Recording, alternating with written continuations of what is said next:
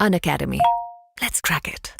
Hello learners, hope you guys are all keeping safe and healthy. We are here to help you understand why Unacademy is your go-to platform for next NICT or any medical PG preparation exam. At Unacademy, we realize the importance of choice, and that is why we want you to choose how, when, where and with whom you study. For starters, you can choose between live and recorded classes. If you are interested in a real-time classroom-like experience, join a live batch in which you can interact with your educators, attend structured courses, and solve all your doubts online in real time.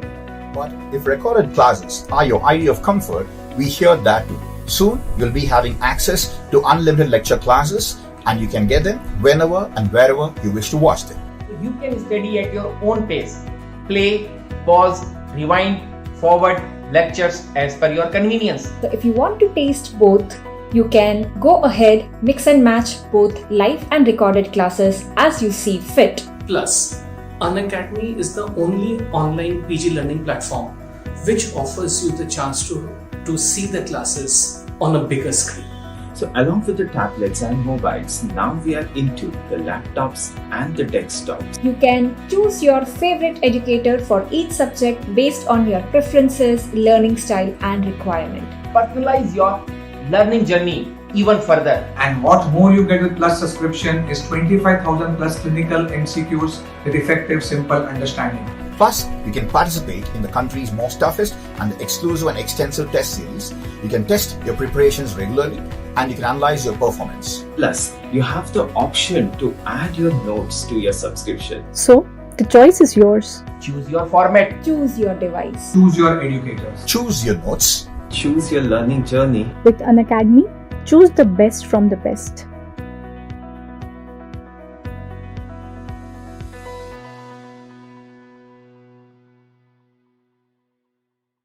MBBS के exams ने निकाल दिया तेल जब रोहित का रट्टू तोता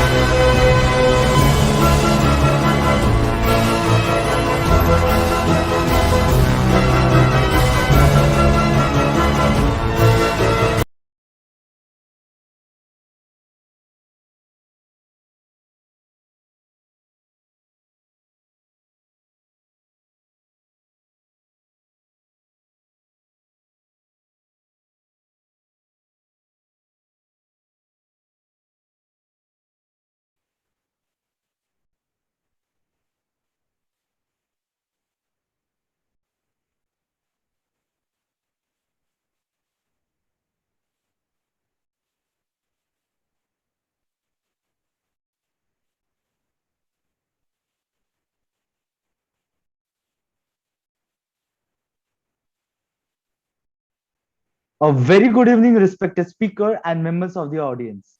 I'm Paurus Matre. My pronouns are he, him. I'm the panel discussions and webinars head of Conference 2021, and I heartily welcome you all for today's webinar. Before we go ahead, I would like to brief the audience about Confluence. Confluence is an international medical conference hosted and organized by St. J.S. Medical College and KEM Hospital, Mumbai. As a part of the Confluence, we are organizing panel discussions and webinars consisting of eminent guest speakers with huge experience and knowledge in their respective fields. Our goal is to bring together bright minds to give talks and discuss topics of importance that are idea-focused and solution-oriented. With this, I would like to introduce the topic of today's talk, artificial intelligence, applications in the healthcare space. Artificial intelligence is the simulation of human intelligence processes by machines, especially computer systems. Specific applications of AI include expert systems, natural language processing, speech recognition, and machine vision.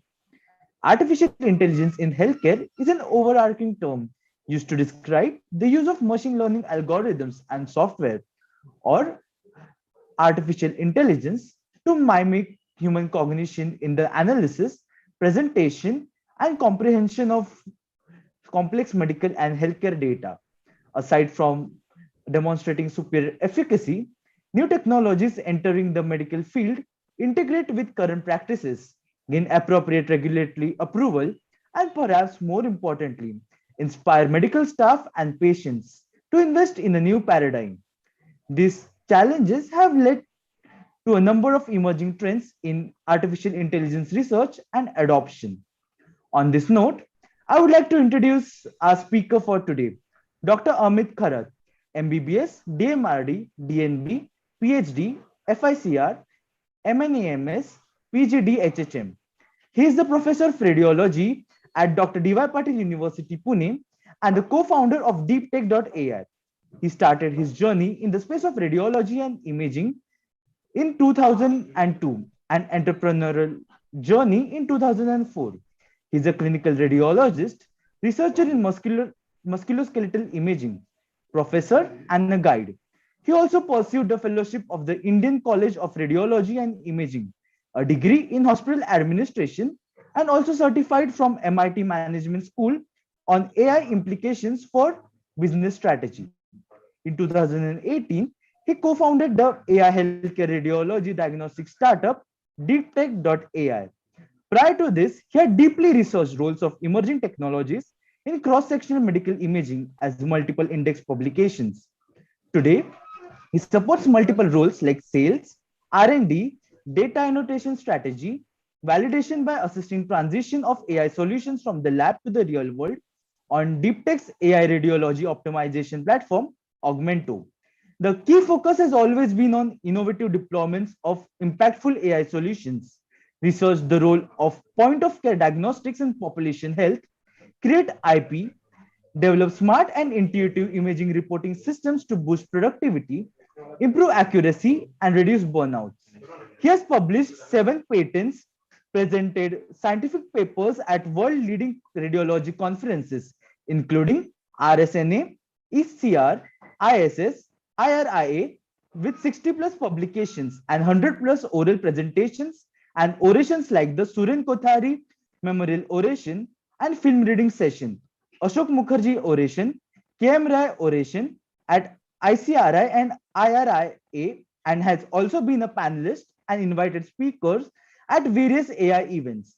He is the Joint Secretary of Indian Musculoskeletal Society, reviewer for Indian Journal of Radiology and Imaging, Indian Journal of Musculoskeletal Radiology, and British Journal of Radiology. Welcome, dear sir. Before we begin, I would like to request the audience to please keep their mics off. You can use the chat section to ask questions in between this discussion. Your questions will be taken up by the organizing team only at the end of the discussion. Over to you, sir. Yep. Thank you, Porus, for elaborate introduction. Congratulations for organizing Confluence. I hope all the audience is having a great time and enjoying this virtual event spread over a few days. And I hope this talk will be as enlightening as by other speakers who were there as panelists for the last few days. I also congratulate you on the innovative topics that you have chosen for the panel discussion. And I'm sure this is going to ignite young minds to take proper steps and decide their future. Just to start with, I'm just not going to tell you a lot of specific details about the artificial intelligence, but give you an overview so that you get a, as rightly said by Porus, overarching view, a broad overview so that you could understand how this field works. So let's start and dive deep into the presentation. So the topic is quite broad, and I'm going to just cover what all and where all AI is actually helping, and then go into my domain expertise, which is radiology. And let me start with discussing as to how the AI processes are affecting almost every sphere of medical imaging. As we all know, these are quite exciting times for artificial intelligence. Things have changed suddenly in the last few years, and you can hear this word being constantly kind of told to you almost every day through some media or other. It could be through news, print, or maybe through your colleague talking to you, or even from your phones and handheld devices. And the reason is because it's not only healthcare that is getting transformed, it's the financial markets, it is retail, it is even your any other technology, what you're looking at, you're feeling, you're touching is getting transformed, and AI is one of the reasons behind it. In healthcare specifically, if you divide the areas, these are very, very broad divisions, and there are multiple other divisions where AI is working. Just to say that the healthcare services itself is a big, big service industry which is getting transformed. You see so many healthcare apps which are available in the market currently, and most of them will or must have created a strategy of implementing AI into these applications.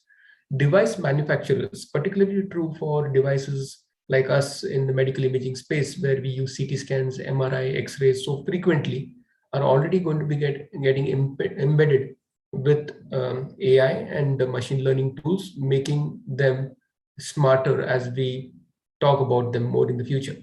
Insurance is one sector which is automatically one of the key players which have started or innovating or using AI.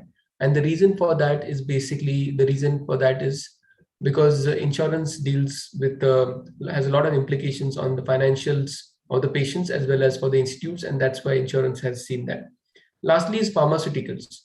It is said that AI in drug development and research is going to shave off at least 2 to 3 years out of this long and rigorous drug development process, which can be anywhere from 8 to 10 years. Moving to the space of radiology and healthcare in specific, and why AI is becoming a big topic for discussion. Important thing about AI implementation across any field is data. AI can only work if there is a huge amount of data, and the data has to have certain characteristics. First of all, it should be huge and it should be available in large quantity, almost like flowing like a waterfall of information. Second, it should be a variety of information that is coming in. It's just not a specific type of information. It could be a heterogeneous data. That is what is important. And not only is the volume, but it's also the speed at which this data is getting collected. And all this is what we call as big data. And big data is also called as the library for creating your AI. It's like the garage which will be used to create your AI. The second key reason as to why it is getting more and more dominant into healthcare is because of the following reasons. Hospitals particularly are getting paperless. Radiology departments are also getting filmless. All the information is available in digital format previously, and even now in most of the organizations in India. I won't be surprised. Still, we are not completely digital, but we are at least hybrid in some aspects. And the images what we see are, especially in the medical imaging field, are called DICOM images. DICOM is a special standard for image, like how we have JPEG, bitmap, PNGs. DICOM are special characterized image, which allows us to change the window width and level within radiology images. So why big data and AI in radiology? Moving to the specific space of radiology, where I have my own domain interest. First is, as I said, big data is this pool from which AI is going to take birth. If there is no big data, less likely that you're going to create robust AI solutions. And AI is one of the first steps towards going autonomous. And we don't know the future, what happens in the next 20 years to the healthcare space or any other space for that matter. But it's not a distant dream where we could have general purpose AI coming in the future. Now, whether it's going to happen in the next decade or next century is something that only time will tell. But the first step to that is artificial intelligence. And to do that, we need to have big data. And big data itself has become a revolution because of certain reasons. First is the cloud. We all migrated to the cloud infrastructure. Maybe in the last decade was all about cloud. So you must have seen that you are not using any point-to-point collections. All your data from your phones to everything now resides on the cloud. So that migration happened and is continuing even in this decade. And as a result of which the content really zoomed. The amount of data that got moved to the cloud became extremely huge. At the same time, what happened is the computation power also increased significantly. So we have smarter products and computers which are so powerful, like the one which I'm using today, a simple laptop, having a power which was actually been in a supercomputer just a decade back. So that's the power even now in our mobile devices. And we could have this cloud in various formats. It could be a community cloud, or it could be a hybrid cloud, or it could be a private cloud where only hospitals can share their information. In a hybrid cloud, it could be like multiple hospitals use that cloud in a shared manner, or it could be a mixed variety where it could be a public-private mix. And all these have resulted in a huge implosion of data. In medical imaging, the data resides on RIS, and which is the radiology information system. Similarly, in a hospital, you could imagine there is a hospital information system, and there is a PACS. PACS is basically an hospital's imaging network. It's the very extremely core area within any hospital where the images move from one device to another. Like how your data moves, in the same way, your CT scan, MR, X-ray, endoscopy, histopathology data will be integrated within these networks. And all this combined to create that big data on which the AI will actually act. So let's say a patient walks into the hospital, and the typical journey is he will be giving a scheduled appointment. He will undergo a particular scan, and that scan will be interpreted by an expert, and a report will be created. In the entire process, as simple as this, AI can act on almost every process. So right from scheduling of the patients through automated scheduling systems, to image analysis, to report generation, to report translation, and ensuring that the entire process, whether it's not only radiology, it could be cardiology, it could be endoscopy, it could be pathology, is done within a record period of time, so that the patient is given the best possible services.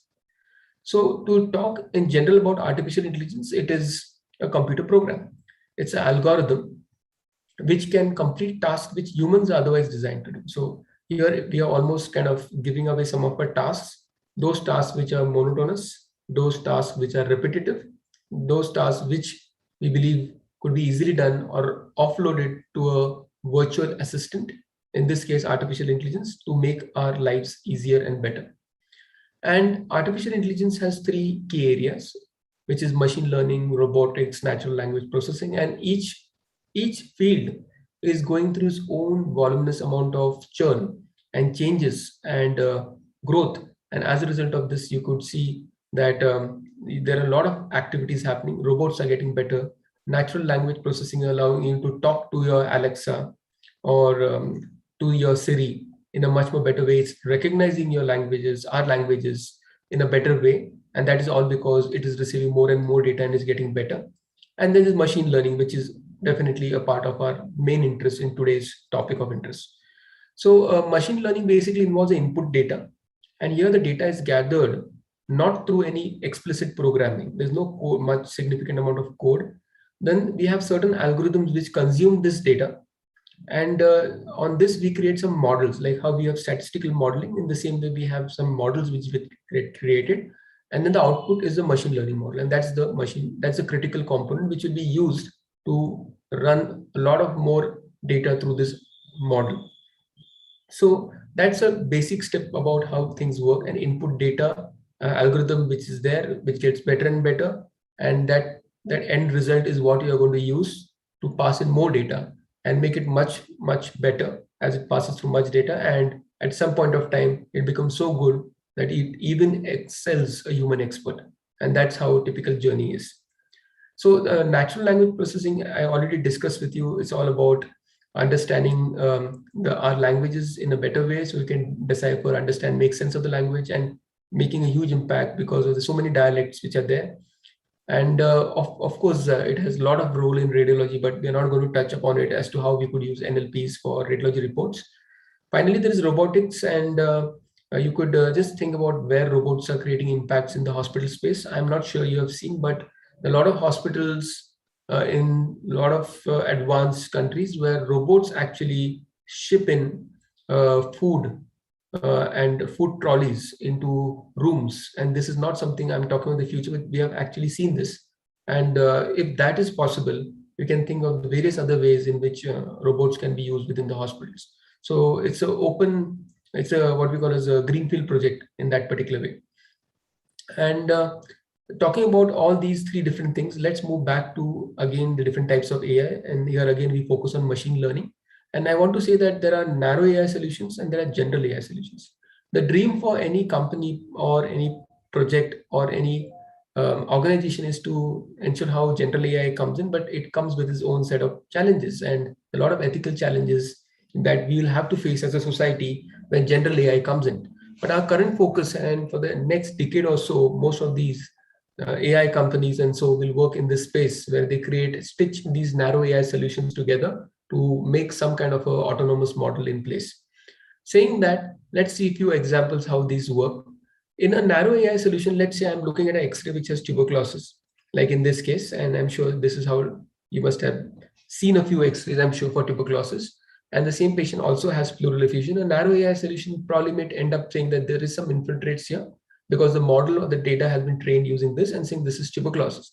But it will not be able to pick up this pleural effusion which is there. It's not going to diagnose that because for that, you'll require a separate model that needs to be trained. While in general AI, you'll not only do the diagnosis of both, probably it will also go beyond and suggest that this is TB or some other disease and also have a recommendation system. This could be a very basic level general AI solution. And going ahead, machine learning can be done in various forms. And this is, again, as I said, applied for all healthcare space. That could be supervised, unsupervised, or reinforcement learning. And just to go a little bit deeper, the artificial intelligence, as we say, it's a bucket term, the machine learning being the key component. There's a small subset which is gathering the most amount of interest, that's deep learning. And what is deep learning is something that I'm going to talk to you in the next few slides. So deep learning, I'm sorry for the background noise.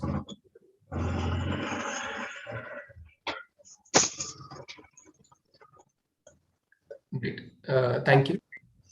So deep learning basically, now as we go slightly deeper and deeper, deep learning basically is an AI tool that works or mimics the working of a human brain, also known as a deep neural network or deep neural nets or deep learning.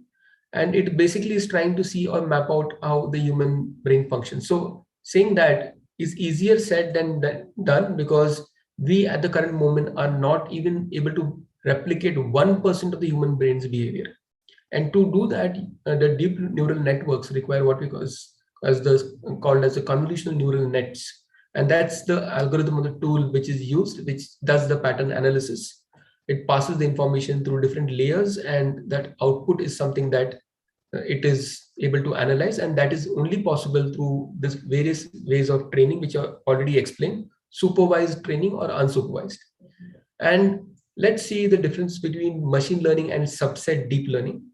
In machine learning, what happens, let's say there's X-ray which shows tuberculosis, an annotating radiologist or an expert actually marks thousands of such X-rays saying that this is tuberculosis, this is tuberculosis, this is how it looks. And then we put it through an AI model algorithm, and the output is received, okay, this is chest TB. While in deep learning, we give this important task of extraction, part of it at least, to the deep learning model, where half of it is done by the human expert, half probably is done by the deep learning, and then it gets better and better, and then it starts making its conclusion. So here the factor of human involvement is reduced as compared to the machine learning models. But then there are certain trade-offs. The trade-off is these models are far accurate or better as compared to purely deep learning models, which may suffer in terms of the accuracy, because as you know, the feature extraction and classification is done by a model. Saying that, going deep into the convolutional neural network, like let's say this is a CT scan which contains a COVID pneumonia-like pattern, and it will undergo sampling through the various convolutional neural networks, subsampling, and finally you will get an output saying that this pattern fits for a particular pattern of COVID-19 pneumonia. And that's how a CNN works. So let's see this example for tuberculosis screening, how the government of India, other governments are contemplating using AI as an adjunct to human experts, not as a replacement, as an adjunct, to ensure that we could fasten or hasten the tuberculosis screening project. We all know tuberculosis is a global problem. Patient gets diagnosed quite late, and by the time he receives a report also takes a lot of time. This period could be in months, while this particular period could be in days.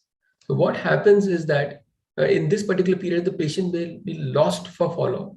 A single tuberculosis patient lost for follow-up is a challenge because he, in this particular course of period of time, can infect close to 10 to 15 other people. And that's why tuberculosis for decades, for ages, for centuries, is still something which the world has not been able to eradicate. We were able to do that for polio, but we've not been able to do that for TB.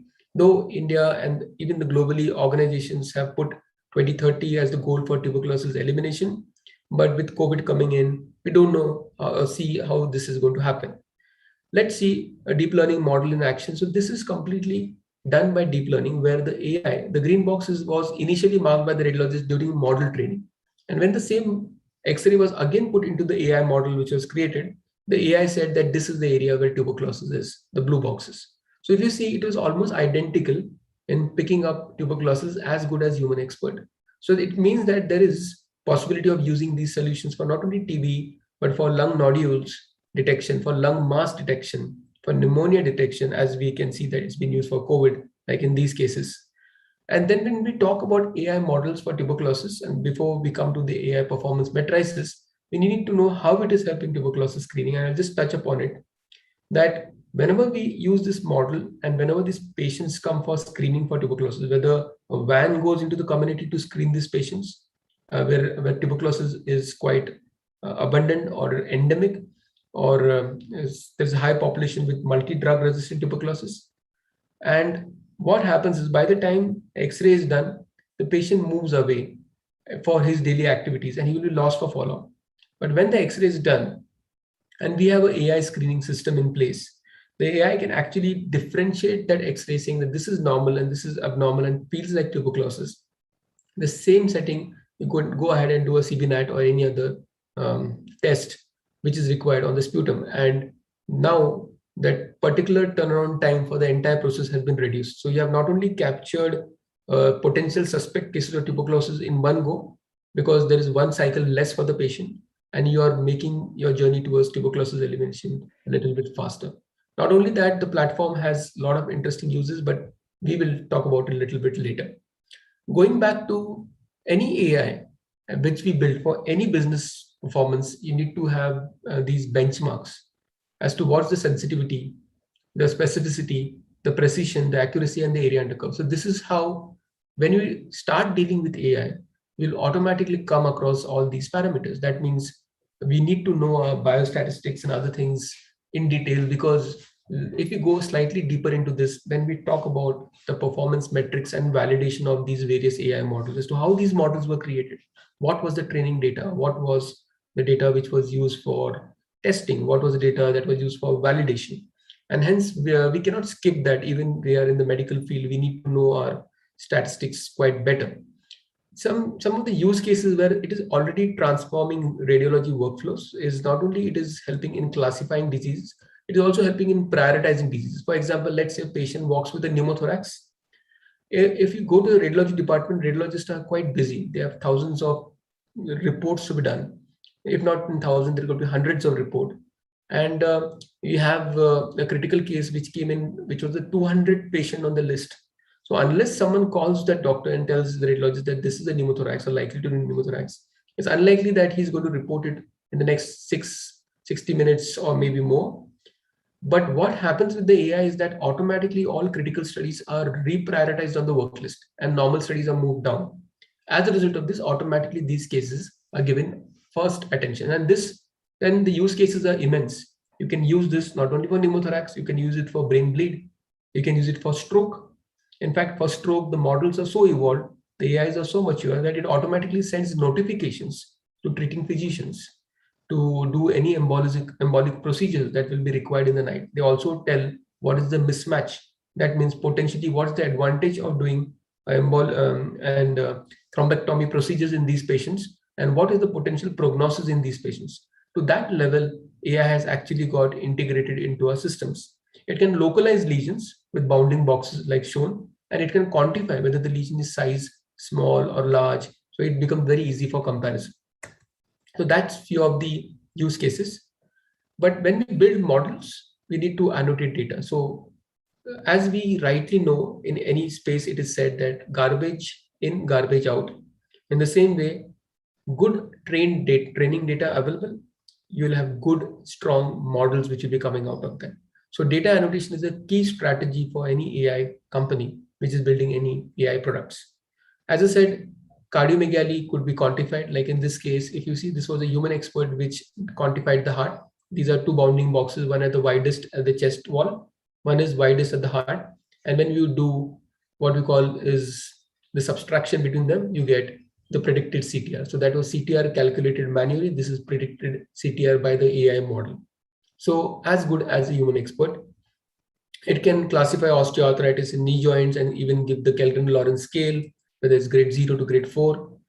It can pick up pneumothorax, like in this case, and it will also quantify and showcase where this AI is feeling is the area of pneumothorax.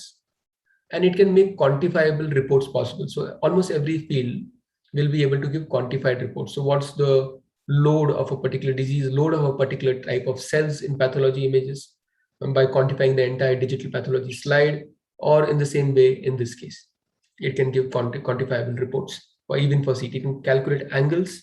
Typically, if you ask us as a radiologist to calculate angles, until if I'm musculoskeletal radiologist and I have certain reasons to do that, I'm not going to do that, because it takes time, energy, and effort. And this will be something which AI is automatically taken, because it's a repetitive task, which I don't want to do it because I don't have the time for this, or my work list does not allow me to give that luxury, and that AI is going to give me. The end result is I get a more informative report. My treating physician gets it. The patient ends up benefiting. And these use cases are dime a dozen across the healthcare sector.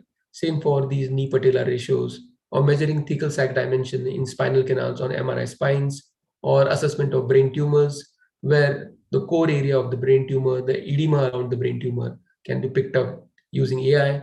You can do volume analysis of liver lesions, like in this case, that's the mask, and that is the quantification done by the AI. So if you see, I would have actually required to measure it in all 3 dimensions and take a volume. Now this task is completely outsourced to AI. AI will show where it has taken the measurements. I, as an expert, can go in and slightly fine tune it.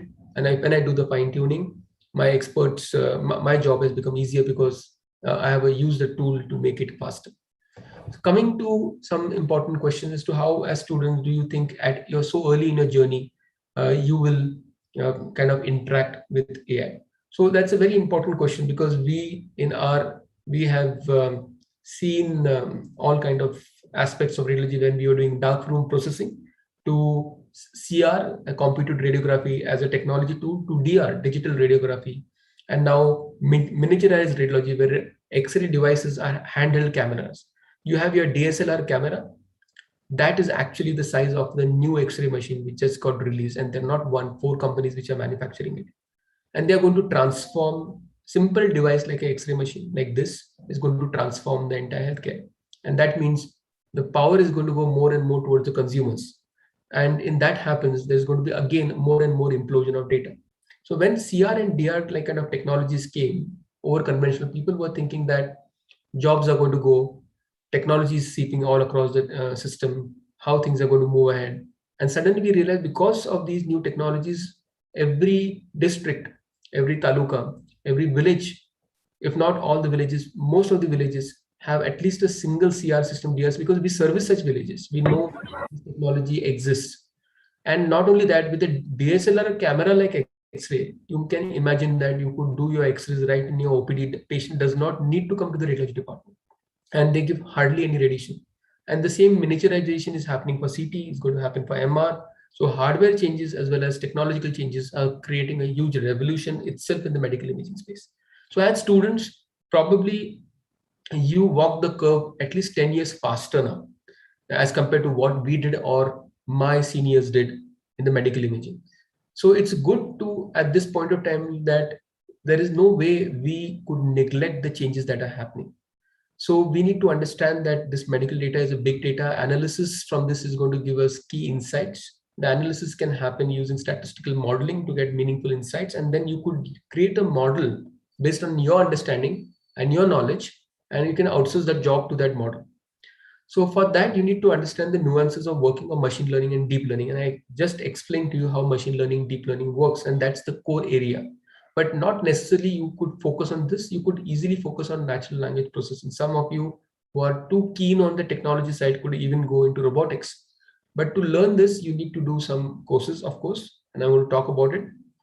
You need to, before doing that also, I will strongly recommend that you should work closely on any AI research projects which are happening within your organization, where you get to play any role. The role could be as simple as gathering the data, to curating the data, or to maintaining some repository of that data, or maybe supporting any annotation activities, and being a part of that team discussions. That itself could be a lot of important insights, because whenever you enter any course on machine learning or deep learning, these components is something that will always ring a bell when you start doing these activities. As I said, participating in data-driven discussions, and of course, participating and applying for projects with internal or external funding. The government of India, ICMR, all these are now coming up with extensive projects which look into AI, and not only in medical imaging, as I said, in almost every space. This could be a good initial start to bring in with. And of course, for that, you'll have to team up with someone who's working in this AI space and who's willing to work in the same space where you are working. Saying that, how we are transforming radiology, what we as a company have been doing. So just a slide to show that. At Deep Tech, when we started developing the platform, our main aim is to create an AI-driven radiology platform, which has all these AI models.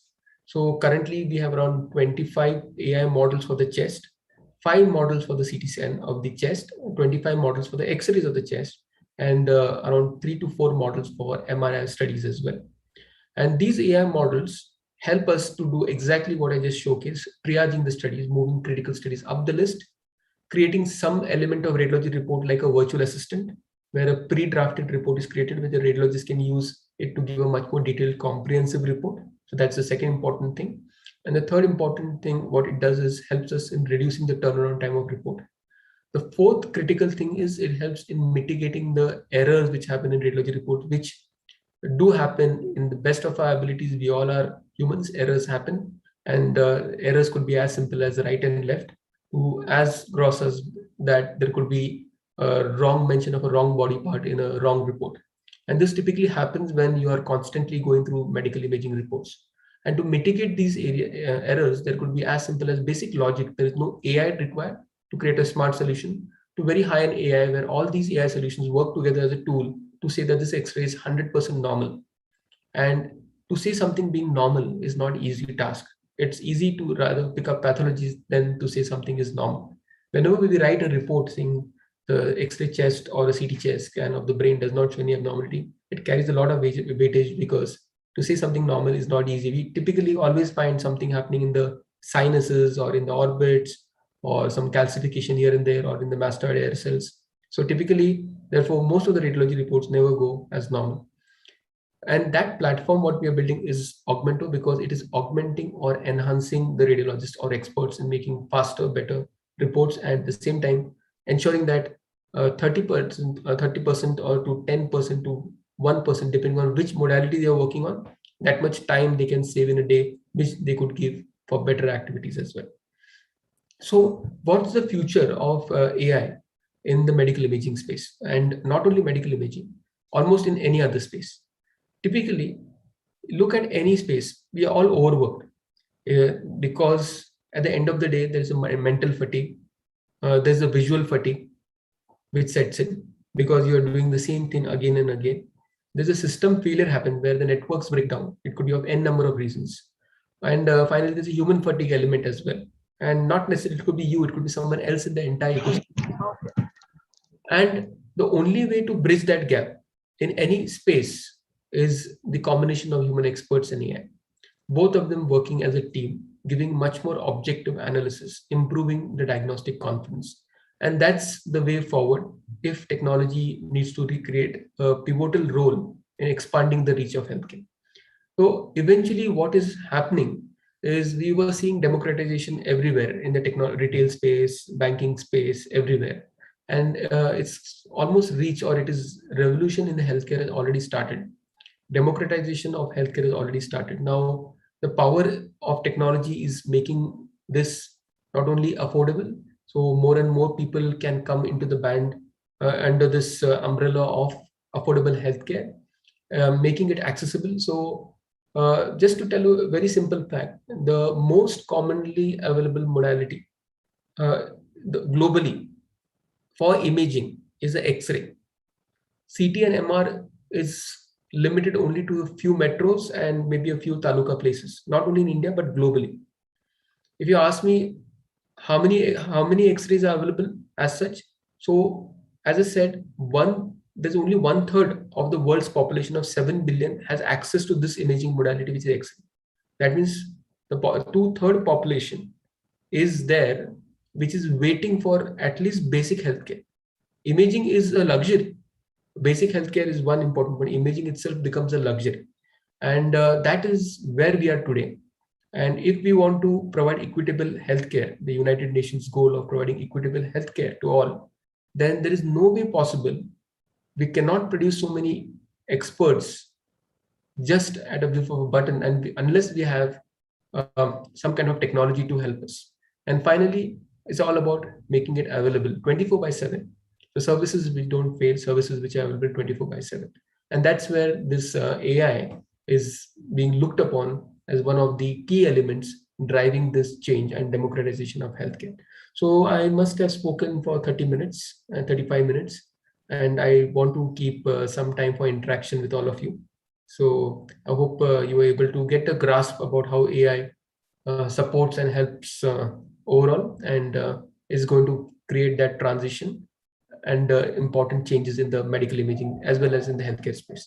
So I already see a few things in the chat, but would like to ask you to give your comments and do put some posers for me and pose some questions for me to take it ahead.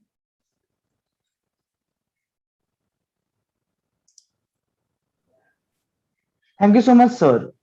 I request the audience to ask the questions either in the chat box or by turning your mics on.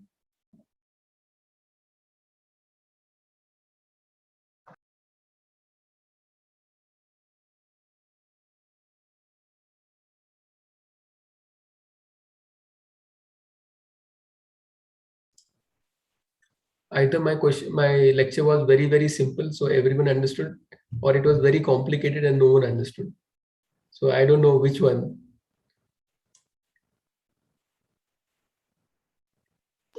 We have our first question. Ludwig, can you please unmute and ask yourself? I have a question. Right. You said that it is more affordable. And how is this more affordable for the rural communities, if I may ask? It's a very interesting question.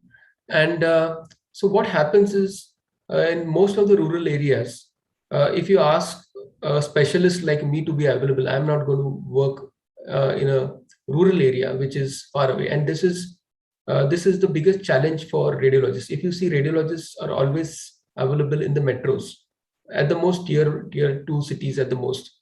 They are not going to work in the rural area. The reason is because they don't have the equipments.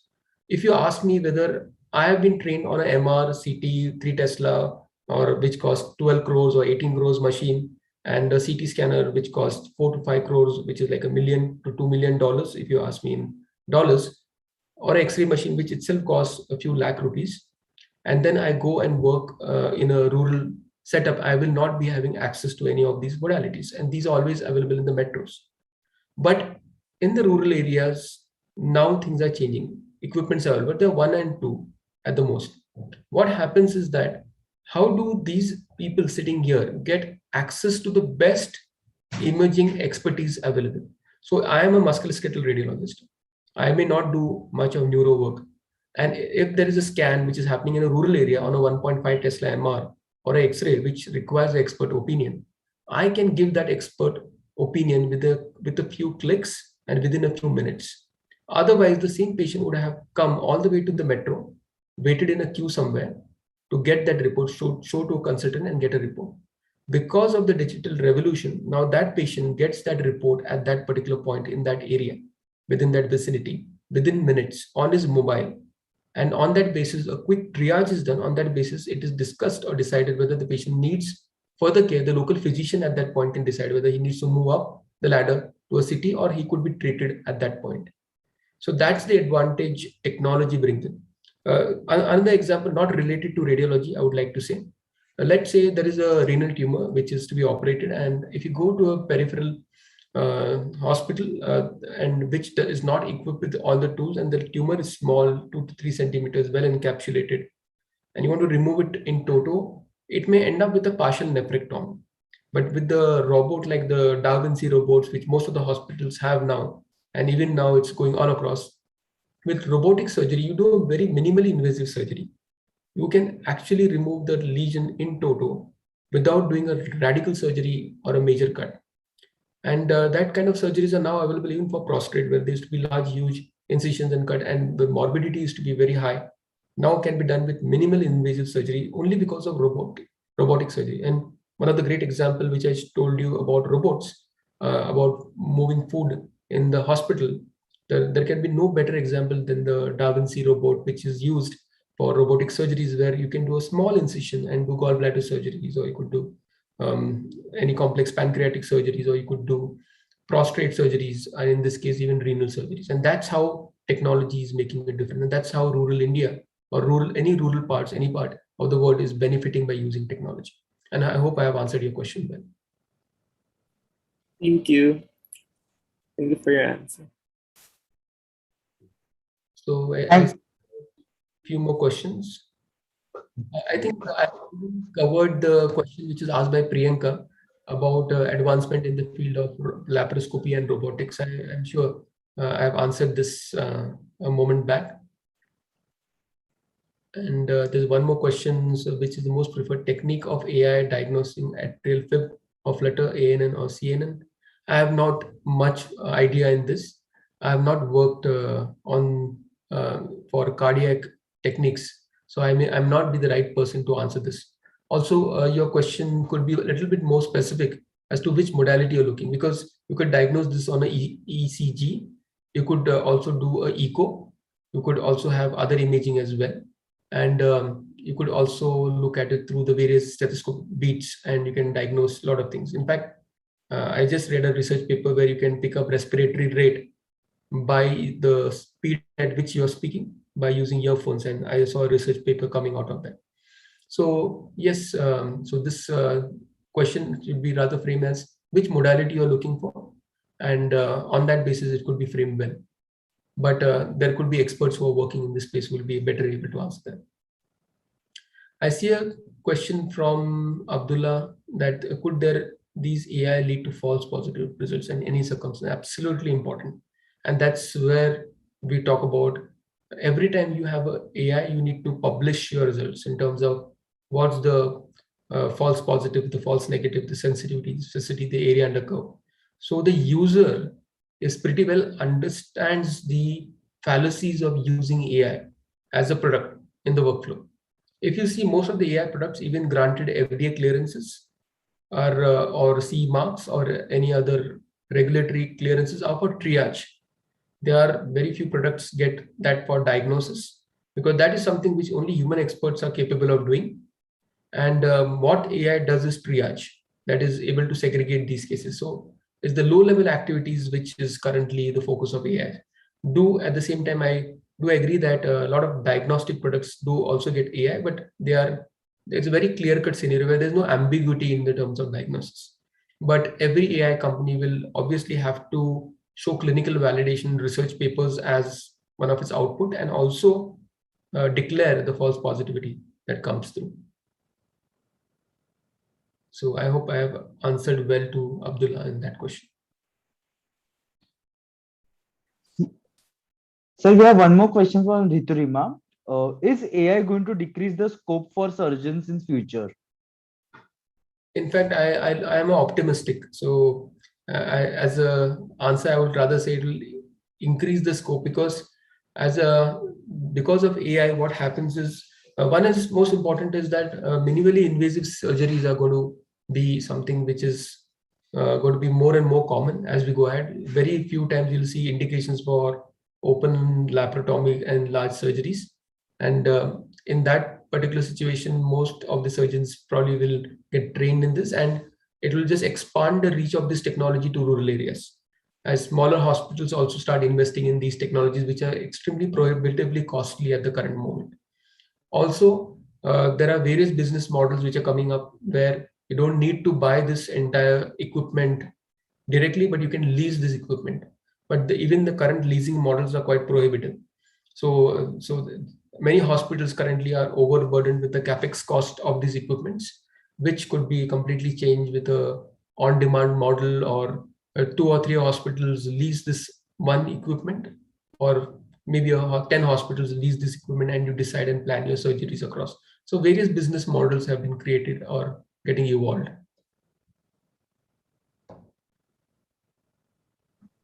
Thank you so much, sir. Sir, I myself have one question. In case if you want to pursue a career in artificial intelligence in any specialty in the future, according to you, what preparation we should do at the undergraduate level? What should we start doing as an undergraduate? Correct. So I think all in our MBBS, we have a core knowledge about a lot of things in terms of how the human body works, and all these things are extremely important from the domain perspective. So that is one aspect of it. So that is one key advantages we as experts have. So it's always a teamwork. It's a teamwork between the data scientist, the data engineer, as well as a domain expert.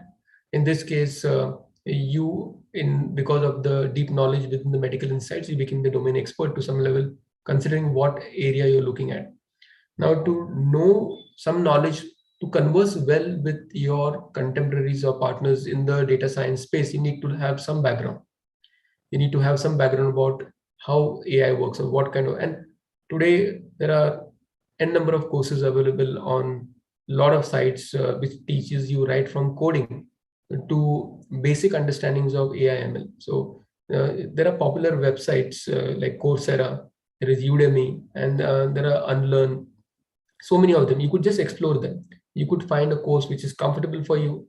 You can do it at your own pace, and you can learn the fine nuances of doing that. But as I said, doing a course without having basic understanding and actually wetting your feet is extremely important. So that's why I said that rather than jumping directly into doing a course and just taking it up as a knowledge base, doing something in this space by working with attaching with some of them, doing all the spade work will make you stronger and improve your understanding once you go back. So, and that's the key reason as to for you to first get associated with such projects and be a part eagerly and work with these. But there are multiple courses. You could do these courses. Through as a paid format, or you could do them in unpaid, in which you don't get any certifications, but you'll enhance your learning. So there are various options which are available, and I certainly recommend that you please explore these. But I, at the same time, feel there's not any particular need for you to know coding as such, unless you're a completely hands-on guy, where you want to gather your own data and do your own coding and develop your own models.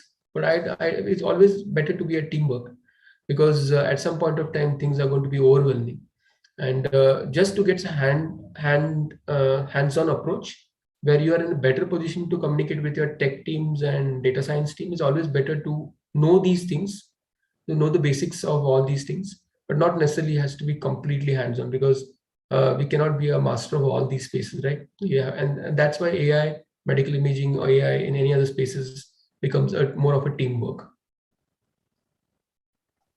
Yes, sir. So on that note, this was about being as an undergraduate.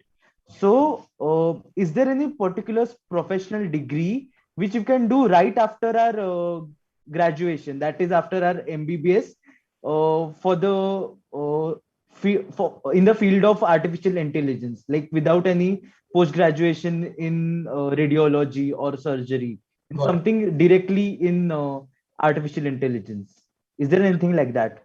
Yeah, I think there are a lot of courses, and I don't know currently how the selection criteria for these courses, whether you need to have mathematics background, but I see a lot of courses on AI ML and deep learning offered by multiple universities, either as correspondent courses or virtual courses or it's a hybrid format where you have a few on-site training sessions and most of it offline with a lot of projects involved.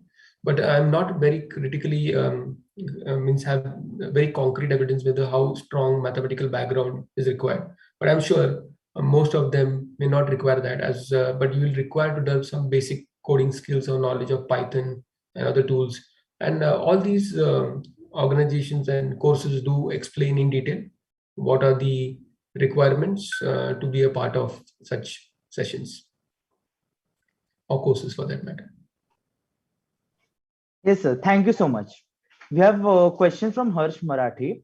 Sir, in coming 10 years, will we see AI in surgical or medical interventions, or will it be mainly dominating diagnostic role? Yes, I think it's a very critical question. And as I said, in the intervention side, stroke imaging completely getting changed and evolved by AI to such an extent that stroke protocols written by organizations and bodies and key organizations are including AI as a part of it. As to what happens if AI gives this, or this, what should be the stroke protocol, the management protocol. So it's already playing a role, but from the diagnostic sides, it is making or changing the way we are going to treat stroke patients. So that is one thing. And the other side is from the therapeutic side, and a lot of changes are happening on the hardware, where the different kinds of probes, equipments are getting miniaturized and making it better and better. In terms of the diagnostic capability of those machines on which patients are going to get scanned, the DAC equipments, they also have developing the AI where they pick up areas and point to that area where you see the occluded vessels and just enhance the attention, or pick up small aneurysms which are 2 or 3 millimeters in size. So I think all these changes are happening. But in terms of the skill set, it is something which is very difficult to replicate. And I always believe that that is where and that's the key element, that wherever there are skill sets involved, where the tasks are not repetitive, where the tasks are not something consistently repetitive, AI will find it very difficult to replicate, but everything around it will get transformed by AI except for that task. And that's where intervention radiology is one such space where AI will always complement, but in not any other way compete. Yes, sir. Absolutely true. Then we'll move on to the next question by Argdeep Das. Sir, should we initiate with some coding while we are in undergrad medical school, like with the help of platforms like Udemy and Coursera? If you are very passionate about it, you should do it. If you have some extra time at your hand, you should do it. My personal recommendation is MBBS curriculum itself is so big and it is so time consuming. So I think if you try to do too many things in one go, probably it may not work. But I believe you will always have some time during internships or during your breaks. And at such time, you should take these parallel activities or learning some new solutions. I'm sure you always some thoughts of doing something extracurricular activities. You should kind of think in that way, unless you have really made up your mind that this is something that you like to pursue immediately post your MBBS curriculum. And I don't see that as a problem at all, because I see a lot of colleagues or friends who have been working in the pharmaceutical industry who moved track right after MBBS, and they are also doing quite great. And so, during that process also, you get a lot of opportunity to do your other stuff as well and get trained and get enhanced, but it's like kind of little move away from your core medical field. So you could stick around a little bit longer is what I feel, because it gives you that domain specific knowledge which allows you to align yourself to that particular field in the future. That's one option. Second option, you keep it really broad at the MBBS level itself, and then immediately make the shift. But there are immense opportunities to say, because we are just at the tip of the iceberg, and there are a lot of things to be evolving, and it'll be quite a journey before AI really matures. And I'm sure it will be contribution to people like us in this field in the next few years, which is going to make this change possible.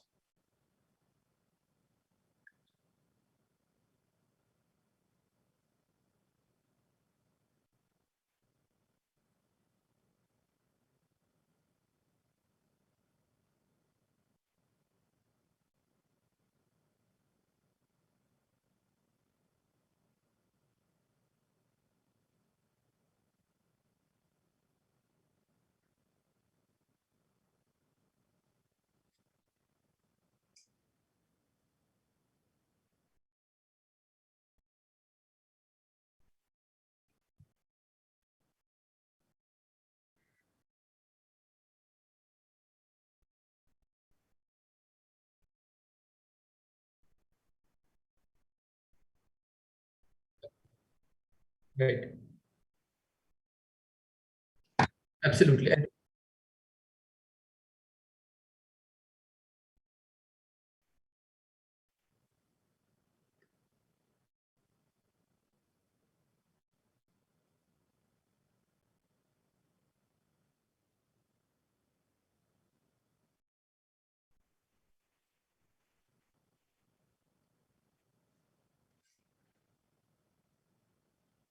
I think there are no questions, and I believe I have solved all your queries. But do reach out to me anytime if you have any queries. I wish you best of luck for your future endeavors. Whatever field you choose, I'm sure you're going to do good, and give your best in whatever you plan to do ahead. Because I think if you give your best, then only the outcome is going to be great for your patients, for whatever work you're doing, and you'll get a feeling of satisfaction that you have given your best, and then you don't have to really worry about the outcome, because whatever happens for the best. So with that note, I kind of end my presentation, and I'm sure I'm always available to help you at any point of your time in your future careers as well. So feel free to reach out to me, and I'm happy to help any one of you here in the meeting today. Thank you so much.